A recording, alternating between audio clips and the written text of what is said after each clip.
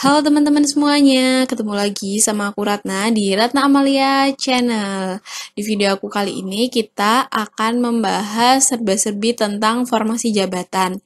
Jadi banyak nih dari teman-temanku yang nanya ke aku gitu, atau dari orang-orang yang kepo nih lewat Instagramnya @ratna_a_channel, tanya DM lewat aku gitu, tanya soal formasi jabatan gitu. Terus pada bingung nih, formasi jabatanku tuh masuk jabatan fungsional apa jabatan pelaksana gitu. Terus nanti ngaruhnya apa sih gitu antara jabatan fungsional sama pelaksana itu ke depannya tuh kayak gimana gitu ya. Jenjang karirnya lah kayak gitu-gitu. Terus cara lihatnya di mana itu adalah pertanyaan yang paling sering ditanyakan. Bisa tahu jabatanku itu fungsional atau pelaksana tuh dari mana gitu. Nah, karena itu makanya aku bikin konten ini untuk bisa membantu kalian supaya bisa lebih yakin lagi ya, karena kan ini diperpanjang juga kan pendaftaran di SSC ASN sampai tanggal 26. Semoga masih ada waktu untuk kalian bisa menentukan pilihan. Gitu ya teman-teman, semoga bisa menambah wawasan kalian. Yuk langsung aja kita masuk ke videonya. Nah, teman-teman, jadi buat kalian yang sekarang ini sedang berjuang untuk bisa jadi ASN, baik PNS maupun P3K gitu ya, teman-teman. Yang sekarang sedang mengikuti seleksi melalui websitenya SSC ASN gitu ya, kalian wajib banget tahu tentang peraturan ini gitu ya. Peraturan yaitu Undang-Undang Nomor 5 Tahun 2014 tentang Aparatur Sipil Negara. Nah, di sini dijelasin nih teman-teman. Jadi apa itu ASN, apa itu PNS, apa itu P3K. Sebenarnya sebelumnya udah pernah aku share juga ya teman-teman di video aku yang sebelumnya yang tentang bedanya ASN, PNS, dan P3K gitu ya teman-teman. Aku taruh di iCard ya, bisa dicek lagi video aku yang sebelumnya. Nah, di sini juga dijelasin nih teman-teman tentang definisi kayak apa itu jabatan administrasi, apa itu jabatan fungsional gitu ya. Nah, jabatan administrasi ini termasuk di dalamnya adalah jabatan pelaksana gitu ya teman-teman. Dan itu yang akan kita bahas. Jadi kita membahas itu ada dasarnya, ada basicnya, kita bisa cek di sini gitu. Nah, kita langsung aja teman-teman ke pasal 58. Nah, ini buat pengetahuan ya. Jadi, pengadaan PNS itu untuk mengisi kebutuhan jabatan administrasi dan atau jabatan fungsional dalam suatu instansi pemerintah. Nah, cukup jelas ya teman-teman dalam peraturan ini. Jadi, ada jabatan administrasi, di dalamnya ada jabatan pelaksana, dan ada jabatan fungsional yang dibuka gitu ya. Dibuka kesempatannya gitu ya untuk kalian bisa menempati jabatan tersebut di instansi pemerintah baik di pusat maupun di daerah gitu ya teman-teman. Nah terus ini nih yang aku mau kasih tahu juga. Jadi di sini juga jelas ya teman-teman, pasal 62 nih penyelenggaraan seleksi pengadaan CPNS nih ya teman-teman. Ada 3 tahap yaitu seleksi administrasi, seleksi kompetensi dasar, dan seleksi kompetensi bidang. Nah sekarang kalian kan lagi di seleksi administrasi, tapi 3 seleksi ini saling berkaitan. Nah makanya kenapa aku membahas tentang bedanya jabatan pelaksana dan jabatan fungsional karena nanti akan ada kaitannya di seleksi kompetensi bidang gitu ya teman-teman. Dan setelah itu nanti juga tentang bidang pekerjaan kalian jika sudah menjadi PNS gitu ya. Nanti akan ada bedanya kayak gitu. Udah sih, jadi dan satu lagi nih, jadi calon PNS atau CPNS wajib menjalani masa percobaan. Nah, masa percobaan ini kurang lebih 1 tahun ya teman-teman. Terus nanti kalian ikut diklat prajab kalau dulu namanya kayak gitu, kalau sekarang namanya latsar atau pelatihan dasar. Itu nanti kalau udah hampir 1 tahun gitu, terus ketika sekitar 1 tahun nanti akan diangkat jadi PNS seperti itu teman-teman. Nah, teman-teman ini tadi ya jabatan-jabatan ASN menurut UU nomor 5 tahun 2014 tentang ASN gitu ya. Ada 3 jabatan yaitu jabatan administrasi, jabatan fungsional, dan jabatan pimpinan tinggi gitu ya. Pengertiannya bisa dibaca sendiri ya teman-teman. Gitu. Nah, kita masuk ke apa itu jabatan pelaksana gitu ya teman-teman.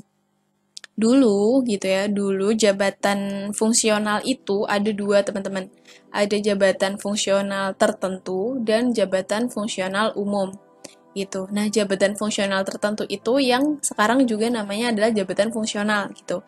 Sedangkan jabatan fungsional umum itu sekarang dialihkan jadi jabatan pelaksana gitu ya.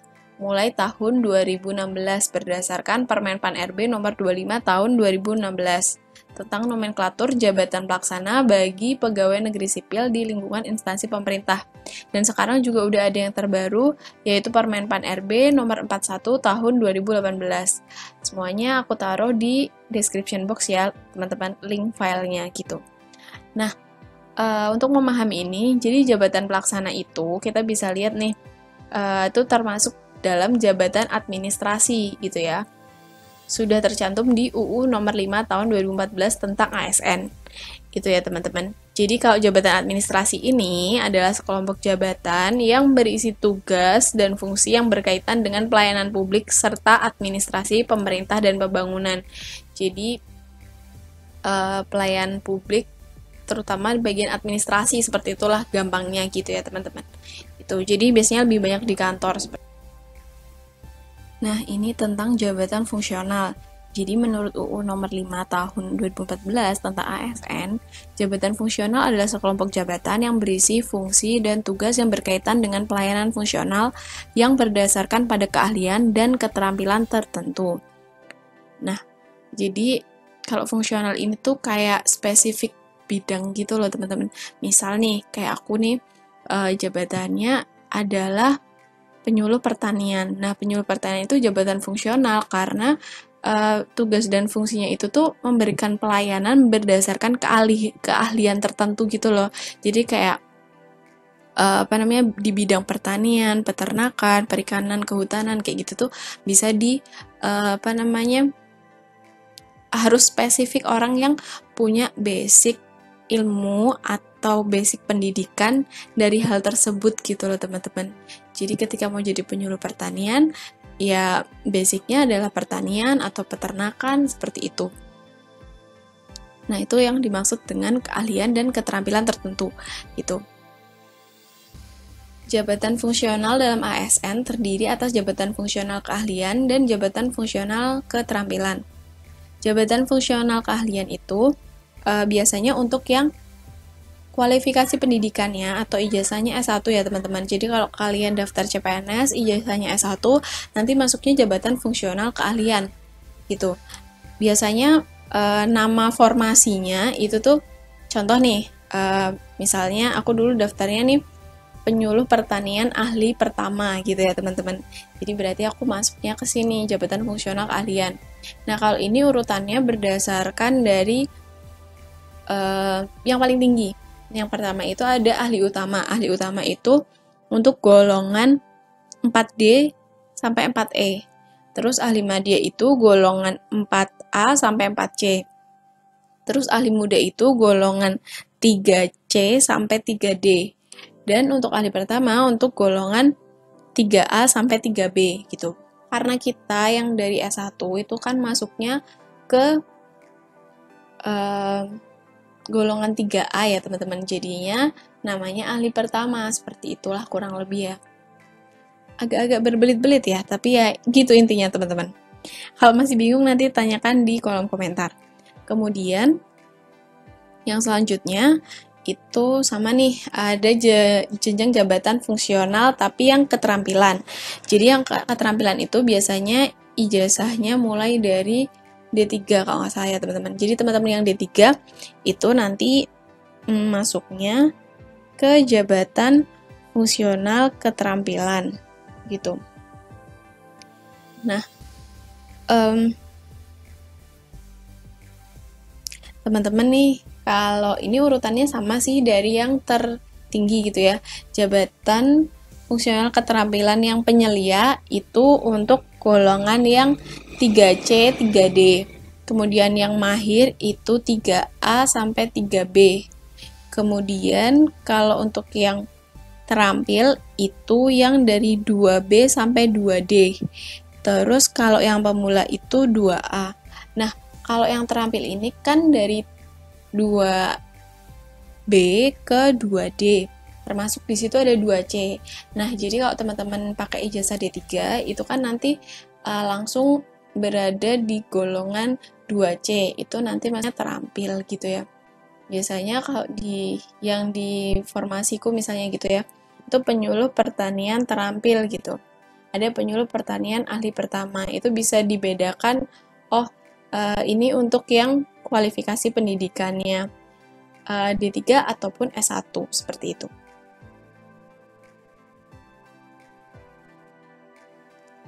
Nah, ini adalah jenjang pangkat untuk pegawai negeri sipil ya teman-teman. Jadi ini fotonya aku ambil dari lampiran peraturan pemerintah nomor 99 tahun 2000. Itu ya teman-teman, di situ ada tabelnya. Tapi sekarang sebenarnya peraturan pemerintah nomor 99 tahun 2000 ini sudah diganti dengan PP atau peraturan pemerintah nomor 12 tahun 2002 tentang kenaikan pangkat pegawai negeri sipil gitu. Nanti kalian bisa cek juga, linknya aku taruh di description box ya teman-teman untuk filenya. Nah, yang perlu kita tahu nih, yang perlu kalian tahu ya. Jadi kalau misalnya kita masuk sebagai PNS, sebagai CPNS dulu nih ya. Itu kalau kita lulusan D3, itu nanti masuknya ke golongan 2C atau pangkatnya pengatur. Gitu. Terus kalau kita dari S1 itu masuknya ke golongan 3A atau penata muda gitu ya teman-teman. Jadi biasanya udah auto gitu ya teman-teman. Nanti langsung ke jenjang pangkat tersebut, udah langsung jadi penata muda gitu kalau untuk yang sarjana, dan kalau yang D3 itu nanti di pengatur atau 2C gitu ya. Lalu pertanyaannya, gimana kita tahu formasi kita itu masuk jabatan fungsional atau pelaksana ya? Yuk kita cari tahu. Kalian untuk bisa cari tahu apakah jabatan saya itu fungsional atau pelaksana dari formasi yang kalian pilih, coba dicek nih. Linknya di description box ya teman-teman. Terus dibuka, nanti ada ini nih. Kalian klik kalau misalnya mau cari tahu tentang jabatan pelaksana di sini nih. Permenpan nomor 41 tahun 2018. Kita cek. Nah, ini Permenpan RB ya, teman-teman, nomor 41 tahun 2018 tentang nomenklatur jabatan pelaksana bagi pegawai negeri sipil di lingkungan instansi pemerintah. Oke, di sini ada bla bla bla bla gitu ya, teman-teman, kayak definisi-definisi gitu-gitulah. Nanti bisa dibaca. Terus di sini nah, mulai dari ini nih. Daftar nomenklatur jabatan pelaksana bagi pegawai negeri sipil di lingkungan instansi pemerintah. Nah, di sini ada banyak banget nih, teman-teman. Unsur pemerintahannya, urusan pemerintahannya apa nih di sini. Terus ada jabatannya. Itu biasanya kalau yang jabatan pelaksana itu namanya kayak analis, terus peranata, terus pengelola gitu ya teman-teman, penyusun gitu. Di sini ada nih beberapa. Nah teman-teman, untuk jabatan fungsional kalian bisa cek di sini filenya rekat jabatan fungsional yang telah ditetapkan. Kita coba buka ya. Nah di sini ada macam-macam nih teman-teman. Di kementerian mana gitu kan, bisa dicek. Misal nih di Kementerian Pertanian, ini kayak aku kan masuknya penyuluh pertanian nih. Nah ini ada peraturan Menpan RB ya, Permenpan nomor 2 tahun 2008. Nah ini tuh nanti nomor Permenpan RB ini tuh bisa dijadikan dasar untuk belajar SKB gitu loh teman-teman. Jadi kalau yang jabatan fungsional itu tuh nanti tuh belajarnya tuh terutama dari Permenpan yang ada di sini gitu.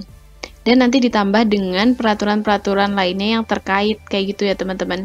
Jadi kalau yang jabatan fungsional benefitnya adalah lebih enak belajarnya karena udah ada di sini nih teman-teman, udah diatur di sini. Nanti tinggal download aja untuk Permenpannya gitu kan.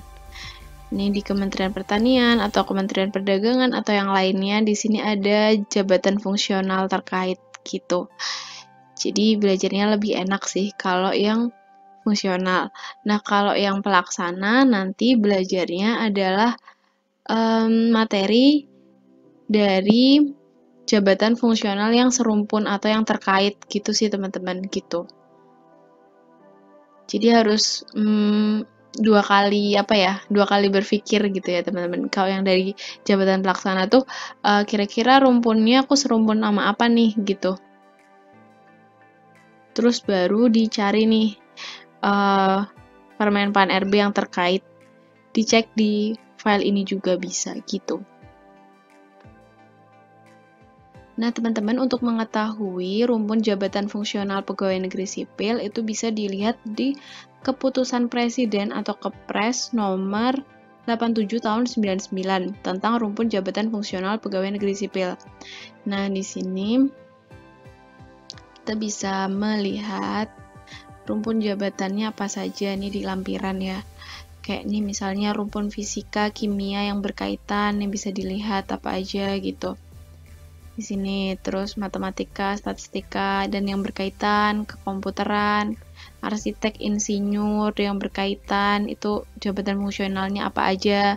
Terus rumpun penelitian dan perekayasaan, rumpun ilmu hayat. Nah, ini misalnya aku nih penyuluh pertanian. Nah, ini aku di rumpun ilmu hayat kayak gitu. Nah, nanti yang jabatan pelaksana nih yang berkaitan gitu ya dengan kayaknya nih aku berkaitan nih sama penyuluh pertanian nih, atau aku berkaitan sama pengawas bibit ternak nih. Nah, kalian belajarnya dari Permenpan RB yang tadi gitu, cari tentang bibit ternak misalnya, cari tentang jabatan fungsional medik veteriner misalnya. Pokoknya cari jabatan fungsional yang kira-kira berkaitan dengan bidang ilmu atau berkaitan dengan nama formasi kalian sebagai jabatan pelaksana gitu sih. Jadi kalau jabatan pelaksana emang agak-agak ribet sedikit gitu ya teman-teman. Ini macam-macam di sini bisa dibaca sendiri ya teman-teman. Banyak banget nih. Oke, sampai ada 25 rumpun gitu teman-teman. Oke teman-teman, cukup sekian video hari ini. Semoga bermanfaat. Terima kasih telah menonton dari awal sampai akhir. Jangan lupa di like, komen di bawah jika masih ada yang ditanyakan, dan jangan lupa share ke teman-teman kalian biar lebih banyak yang tahu informasi ini. Semoga bermanfaat. Sampai jumpa di video yang berikutnya.